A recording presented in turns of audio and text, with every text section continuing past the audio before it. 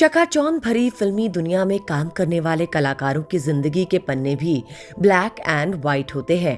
आज हम बात करने वाले हैं एक ऐसी अदाकारा की जिनकी मौत रहस्य बनकर रह गई, जिसके बारे में आज तक किसी को कुछ पता नहीं चल सका। बता दें, ये अदाकारा कोई और नहीं बल्कि हिंदी सिनेमा की मशहूर अभिनेत्री परवीन बाबी है, जिन्हें लेकर मिस्ट्री या फिर रहस्य की बातें आज भी होती हैं। उनकी मौत का रहस्य आज भी बरकरार है। कोई कहता है उनकी मानसिक हालत ठीक नहीं थी, तो कोई कहता है उन्होंने आत्महत्या कर ली थी। परवीन बाबी की मौत काफी पहले हो गई थी, लेकिन उनकी लाश 2 दिन तक फ्लैट में सड़ती रही। फिल्मों में उनकी जिंदगी जितनी चमकदार दिखती थी, असल जिंदगी में वो ऐसा नहीं था। उनकी असल जिंदगी फिल्मी दुनिया से काफी अलग थी। इसलिए आज की हमारी इस वीडियो में हम आपको हिंदी सिनेमा की मशहूर अभिनेत्री परवीन बाबी की दुख भरी जिंदगी के बारे में बताएंगे, जहां आप जानेंगे कि आखिर क्या था उनकी मौत का रहस्य और आखिर क्यों वो आखिरी समय में पड़ गई थी अकेली। तो बिना देर के शुरू करते हैं वीडियो को। गुजरे जमाने की मशहूर अभिनेत्री परवीन का जन्म 4 अप्रैल साल 1954 को गुजरात के जूनागढ़ में हुआ था।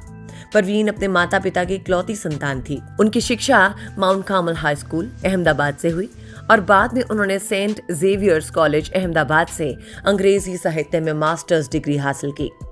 10 साल की उम्र में ही परवीन के सर से पिता का साया उठ गया था।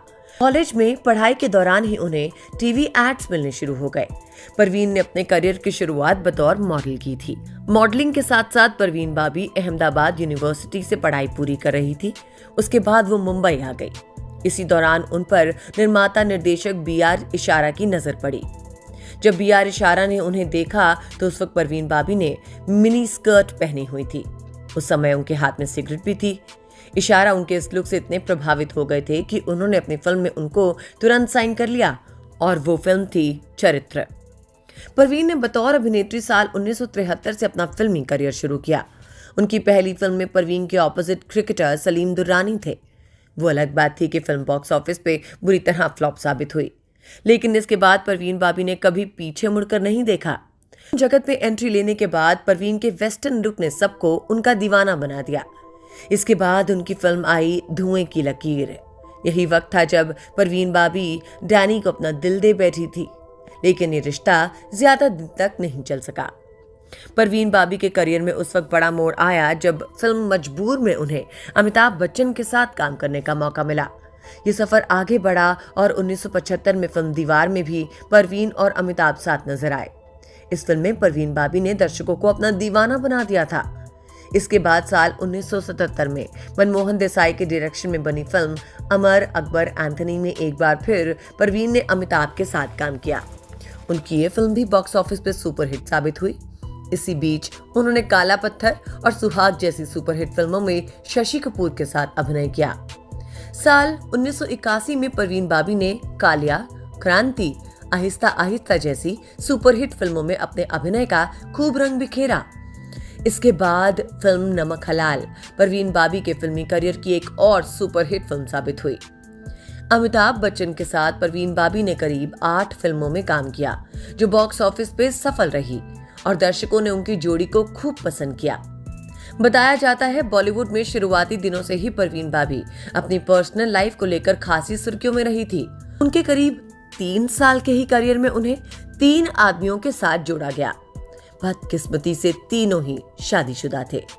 डैनी से हुए ब्रेकअप ने परवीन बाबी को काफी दर्द पहुंचाया था। बता दें, जब महेश भट्ट से परवीन को प्यार हुआ था तब अपने करियर के चरम पे थी, लेकिन महेश पहले से ही शादीशुदा थे। 1977 में दोनों का प्यार परवान चढ़ा तो महेश अपनी पत्नी को छोड़कर परवीन के साथ लिव इन में रहने लगे। विरोध के बावजूद दोनों को अलग करना मुश्किल था। महेश के लिए परवीन घर पर एक साधारण लड़की की तरह रहती। देखते ही देखते दोनों के रिश्ते को 2 साल हो गए थे। साल 1979 में महेश भट्ट को अचानक एक ऐसी सच्चाई का पता चला जिससे उनके होश उड़ गए। एक रात महेश जब घर लौटे तो उन्होंने देखा कि परवीन फिल्म का कॉस्ट्यूम पहने घर के कोने में बैठी है और उनके हाथ में चाकू था। महेश भट्ट को देखते हुए परवीन बाबी ने उन्हें चुप रहने का इशारा किया। इसके बाद परवीन ने कहा, बात मत करो, कमरे में कोई है, वो मुझे मारने की कोशिश कर रहे हैं। परवीन ने पहली बार ऐसा कुछ किया था जिससे महेश बुरी तरह डर गए थे। इसके बाद जब परवीन बाबी को डॉक्टर को दिखाया गया तो पता चला कि उन्हें स्किज़ोफ्रेनिया बीमारी है, जो कि आनुवांशिक बीमारी थी। यही वजह थी इसके ठीक होने के आसार ना के बराबर थे। इसके अलावा परवीन डायबिटीज और गैंग्रीन से भी पीड़ित थी, जिसके चलते उनकी किडनी और शरीर के कई अंगों ने काम करना बंद कर दिया था। इलाज के बाद भी परवीन बाबी की यह बीमारी ठीक होने का नाम नहीं ले रही थी। परवीन की स्थिति ऐसी देखकर उन्हें कमरे में ही बंद रखा जाने लगा। परवीन की हालत बेहद नाजुक हो गई थी। उन्होंने दवाइयां खाना बंद कर दिया। अंतिम वक्त में परवीन इतनी अकेली थी कि कोई उनके पास आने से भी डरा करता था। साल 1983 में जब अचानक से परवीन बाबी सब कुछ छोड़कर चली गई तो उनको लेकर अफवाहों का बाजार गर्म हो जाता था।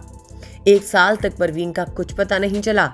साल 1989 में परवीन बाबी नए रूप के साथ वापस लौटी। परवीन बाबी की मानसिक हालत ठीक नहीं थी और वो किसी से बात नहीं करती। बोल्ड अदाकारा अब काफी डरी सहमी सी नजर आती। 90 के दशक में परवीन बाबी को फिल्मों में काम मिलना बंद हो गया। इसके चलते उन्हें पैसों की दिक्कत होने लगी। इसी वक्त उन्होंने ईसाई धर्म को अपना लिया। 22 जनवरी साल 2005 में जिस घर में वो रहती थी, उनके घर के पास रहने वाले लोगों को कई दिनों तक वो घर से बाहर नहीं दिखी। दरवाजे के बाहर दूध और अखबार के अलावा घर का कुछ और सामान भी पड़ा हुआ था, जिसे देख परवीन बाबी के फ्लैट के बाहर रहने वाले लोगों को शक हुआ कि कुछ तो हुआ है, जिसके चलते उन्होंने पुलिस को इन्फॉर्म कर दिया। एक आलीशान फ्लैट में रहने वाली परवीन बाबी की मौत का पता तब चला जब उनके घर से भयंकर दुर्गंध आने लगी। जब घर का दरवाजा खोला गया तो अंदर का मंजर देखकर लोगों के होश उड़ गए थे। बिस्तर पर परवीन बाबी की सड़ी हुई लाश पड़ी थी। तारीख थी 22 जनवरी 2005 और जगह थी जुहू, मुंबई। कभी लोगों का अपनी अदाओं से मन मोह लेने वाली परवीन बेसुध और बेजान पड़ी थी और इस तरह खामोशी के साथ परवीन दुनिया को हमेशा हमेशा के लिए अलविदा कह गई। और आज तक किसी को ये नहीं पता चल सका कि परवीन की मौत मानसिक बीमारी के चलते हुई थी या फिर उन्होंने सुसाइड किया था। बता दें, आखिरी वक्त में जब परवीन बाबी को अपनी जायदाद का वारिस तलाश करना था तो उन्हें दूर दूर तक कोई नजर नहीं आया।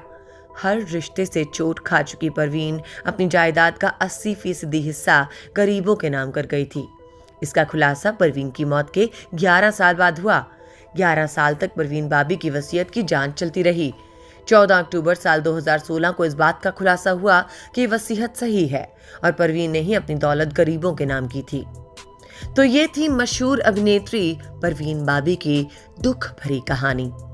परवीन बाबी की रहस्यमयी मौत पे आप क्या कहना चाहेंगे? हमें कमेंट बॉक्स में कमेंट करके बताइए। हिंदी सिनेमा से जुड़ी ऐसी ही और दिलचस्प बातों को जानने के लिए हमारे चैनल को सब्सक्राइब करना नहीं भूलिए।